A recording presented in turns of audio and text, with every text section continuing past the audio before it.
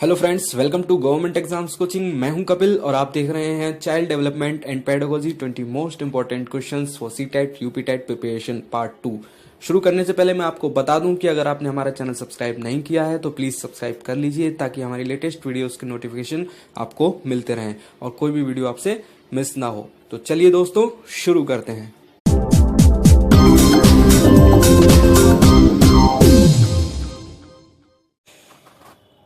Friends, first 20 questions को हम पिछली वीडियो में कवर कर चुके हैं, तो डिस्क्रिप्शन में मैंने उसका लिंक दे दिया है। अगर आप उसको देखना चाहें तो देख सकते हैं। चलिए शुरुआत करते हैं 21st क्वेश्चन से। मानव विकास की किस अवस्था के बाद व्यक्ति परिपक्व हो जाता है? किस एज के बाद जो पर्सन है वो मैच्योर होना शुरू हो जाता है? ऑप्शन है बाल्यावस्था, शैशवावस्था, प्रौढ़ावस्था, किशोरावस्था। तो आंसर है इसका फोर्थ, किशोरावस्था। किशोरावस्था ही एक ऐसी एज है जिसके बाद जो व्यक्ति है वो मैच्योर होना शुरू हो जाता है। नेक्स्ट क्वेश्चन है, मानव का विकास निम्न में से किस पर निर्भर होता है? जी हाँ, ह्यूमन डेवलपमेंट निम्न में से किस पर डिपेंड करता है? उसकी वृद्धि पर, उसके वातावरण पर, उसकी बुद्धि पर, उसकी वृद्धि तथा वातावरण से मिलने वाली परिपक्वता पर। जी हाँ, यही आंसर सही है। वृद्धि तथा वातावरण दोनों का होना बहुत जरूरी है। 23 क्वेश्चन देखते हैं। किस अवस्था में घनिष्ठ मित्रता की प्रवृत्ति पाई जाती है? बहुत ही ज्यादा घनिष्ठ मित्रता की प्रवृत्ति किस एज में पाई जाती है? किशोरावस्था में, बाल्यावस्था में, शैशवावस्था में, इनमें से कोई नहीं। तो सबसे घनिष्ठ मित्रता की प्रवृत्ति पाई जाती है किशोरावस्था में। चलिए नेक्स्ट क्वेश्चन, बालक के व्यक्तित्व के सर्वांगीण विकास के लिए यह आवश्यक है कि उसके किसकी जानकारी शिक्षक को हो? किस चीज की जानकारी शिक्षक को हो जिससे बालक के व्यक्तित्व के सर्वांगीण विकास किया जा सके? मित्रों की जानकारी हो, व्यवहार की जानकारी हो, ज्ञान की जानकारी हो या कक्षा के साथियों की जानकारी हो? जी हाँ, शिक्षक को बच्चों के व्यवहार की जानकारी हो जिससे कि उसके व्यक्तित्व के सर्वांगीण विकास में वह योगदान दे सके। चलिए नेक्स्ट क्वेश्चन, निम्नलिखित में से किसका विकास अधिक होगा? किसका डेवलपमेंट ज़्यादा होगा, अधिक होगा? शारीरिक रूप से विकलांग बालक का, सामाजिक आर्थिक रूप से संपन्न बालक का, आर्थिक रूप से संपन्न बालक का, उपरोक्त में से कोई नहीं। तो सबसे ज़्यादा जो डेवलपमेंट होगा वो होगा सामाजिक आर्थिक रूप से संपन्न बालक का। उसको हर प्रकार की सुविधा मिल रही होगी, लेकिन डेवलपमेंट तो शारीरिक रूप से विकलांग बालक का भी होगा और आर्थिक रूप से संपन्न बालक का भी होगा, लेकिन सबसे ज़्यादा डेवलपमेंट होगा सामाजिक और आर्थिक रूप से संपन्न बालक का। चलिए नेक्स्ट क्वेश्चन, एक बालक पहले पूरे हाथ को, फिर उंगलियों को और फिर हाथ और उंगलियों को एक साथ चलाना सीखता है। यह प्रक्रिया बाल विकास के किस सिद्धांत के अंतर्गत आती है? परस्पर संबंध का सिद्धांत, सामाजिक अधिगम का सिद्धांत, एकीकरण का सिद्धांत या फिर निरंतरता का सिद्धांत?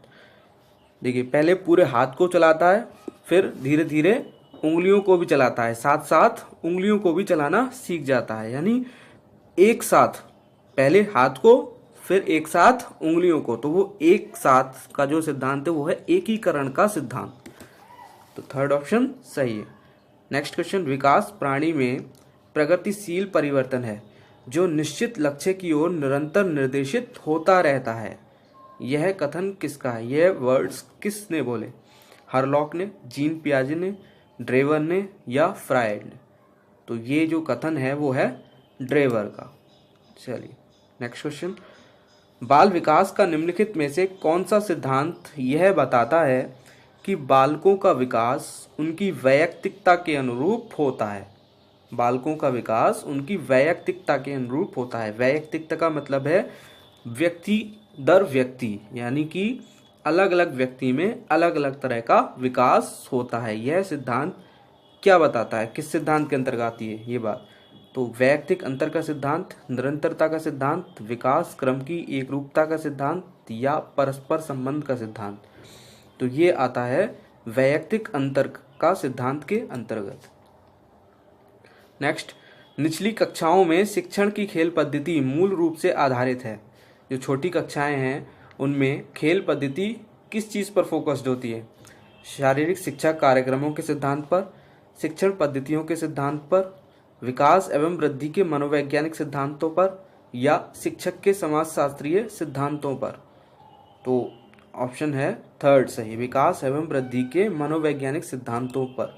छोटी कक्षाओं में खेल वगैरह कराने का फोकस सिर्फ यही रहता है कि कैसे उन बच्चों का विकास एवं वृद्धि सही प्रकार से की जा सके। नेक्स्ट, बाल मनोविज्ञान का अध्ययन निम्नलिखित में से किसके लिए सर्वाधिक आवश्यक है? बाल मनोविज्ञान का अध्ययन निम्नलिखित में से किसके लिए सर्वाधिक आवश्यक है? माध्यमिक शिक्षक के लिए, विश्वविद्यालय के शिक्षक के लिए, प्राथमिक शिक्षक के लिए, या इन सभी के लिए? बाल मनोविज्ञान, बच्चों के मन को समझना, किस टीचर के लिए सबसे ज़्यादा जरूरी है? तो वो है प्राथमिक शिक्षक के लिए। प्राथमिक शिक्षक जो 1st से 5th क्लास तक पढ़ाता है। छोटे छोटे बच्चे होते हैं, उनके बच्चों के मन को समझना कि वो किस तरह से किस चीज़ को समझ रहे हैं, तो वो सबसे ज़्यादा ज़रूरी है प्राथमिक शिक्षक के लिए। चलिए नेक्स्ट, निम्नलिखित कथनों में से मानव विकास के संबंध में कौन सा कथन सत्य है, कौन सा राइट है? मानव विकास का संबंध सामान्य से सामान्य की ओर, सामान्य से विशिष्ट की ओर, विशिष्ट से सामान्य की ओर, या विशिष्ट से विशिष्ट की ओर? इसका आंसर है सामान्य से विशिष्ट की ओर। चलिए पहले इसका एग्जाम्पल समझ लेते हैं। सामान्य से विशिष्ट की ओर का मतलब है, चलिए जैसे एक बच्चा है, वो छोटा है बहुत, तो वो अभी जितने लोग उसके संपर्क में आते हैं सभी को वो पापा कहता है शुरुआत में। फिर धीरे धीरे उसको समझ आता है कि वो सब पापा नहीं हैं, उसके सिर्फ एक विशिष्ट व्यक्ति ही पापा हैं, तो वो उसी को पापा बोलता है जो उसका रियल फादर है। तो पहले वो सामान्य रूल फॉलो कर रहा था कि वो सबको पापा पापा बोल रहा था, लेकिन फिर उसके बाद वो सिर्फ एक विशिष्ट व्यक्ति को ही पापा बोल रहा था जो उसके सच में पापा हैं। तो ये सामान्य से विशिष्ट की ओर ऑप्शन सही है। माता पिता से संतानों को प्राप्त होने वाले गुणों को क्या कहते हैं? वंश, वंशानुक्रम, वातावरण, इनमें से कोई नहीं, उनको बोलते हैं वंशानुक्रम। नेक्स्ट, आज बाल अपराध की घटनाएं बढ़ती जा रही हैं, जिसके कारणवश शिक्षा प्रणाली में जटिलताएं आ रही हैं। आपके अनुसार इसका प्रमुख कारण क्या है? दूषित वंशानुक्रम, दूषित सामाजिक वातावरण, दूषित परिवेश, या ये सभी? जी हाँ, यही सभी बाल अपराध की घटनाओं के कारण है। चलिए नेक्स्ट, निम्नलिखित में से कौन सा किसी बच्चे पर आनुवंशिकता का प्रभाव है? विशिष्ट शारीरिक लक्षण, विशिष्ट बुद्धि, विशिष्ट चरित्र, या ये सभी? दोस्तों ये सभी आनुवंशिकता के प्रभाव हैं, शारीरिक लक्षण भी, बुद्धि भी और चरित्र भी। नेक्स्ट, किसी बालक का शारीरिक लक्षण प्रभावित होता है। शारीरिक लक्षण किस चीज से प्रभावित होता है? केवल पिता के डीएनए से, केवल माता के डीएनए से, माता एवं पिता दोनों के डीएनए से, ना तो माता के और ना ही पिता के डीएनए से। बालक का शारीरिक लक्षण जो प्रभावित होता है वो होता है माता एवं पिता दोनों के डीएनए से। तो ये सही है। नेक्स्ट, बालक के सम्यक विकास के लिए निम्नलिखित में से किसका सहयोग सर्वाधिक अनिवार्य है? उसके विद्यालय एवं परिवार का, उसके वंशानुक्रम और वातावरण का, उसके परिवार एवं समाज का, या फिर उसके समाज एवं राष्ट्र का? तो बालक के सम्यक विकास के लिए उसके वंशानुक्रम और वातावरण का सहयोग सर्वाधिक अनिवार्य है। नेक्स्ट, निम्न में से क्या बच्चों के समाजीकरण में प्रमुख भूमिका निभाता है? निम्न में से क्या बच्चों के समाजीकरण में प्रमुख भूमिका निभाता है? खेलकूद, अच्छे कपड़े, बच्चे की सुंदरता, या बच्चे की अच्छी पाठ्य पुस्तक? तो इनमें से खेलकूद ही एक ऐसा है जो समाजीकरण में प्रमुख भूमिका निभाता है। नेक्स्ट, शिक्षकों को यह सलाह दी जाती है कि वह अपने शिक्षार्थियों को सामूहिक गतिविधियों में शामिल करें, क्योंकि सीखने को सुगम बनाने के अतिरिक्त ये किस चीज़ में भी सहायता करती है? तो ये सहायता करती हैं, जब बच्चों को सामूहिक गतिविधियों में शामिल किया जाएगा तो वो उनका समाजीकरण होगा।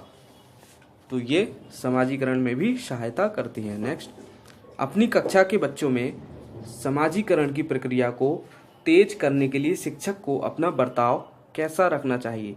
सहानुभूतिपूर्ण किंतु कठोर, स्नेह और सहानुभूतिपूर्ण सामान्य या फिर कठोर। तो बच्चों में समाजीकरण की प्रक्रिया को तेज करने के लिए टीचर को अपना बर्ताव स्नेह और सहानुभूतिपूर्ण रखना चाहिए। बालक के समाजीकरण की प्रक्रिया कब प्रारंभ होती है? तो बालक के समाजीकरण की प्रक्रिया जब वो जन्म लेता है तभी से ही शुरू हो जाती है। वो अपने माता पिता, अपने भाई बहन के संपर्क में आता है, तभी से ही उसकी समाजीकरण की प्रक्रिया शुरू हो जाती है। तो थैंक्स फॉर वॉचिंग। देखते रहिए, सीखते रहिए और हाँ, चैनल को सब्सक्राइब करना बिल्कुल मत भूलिए।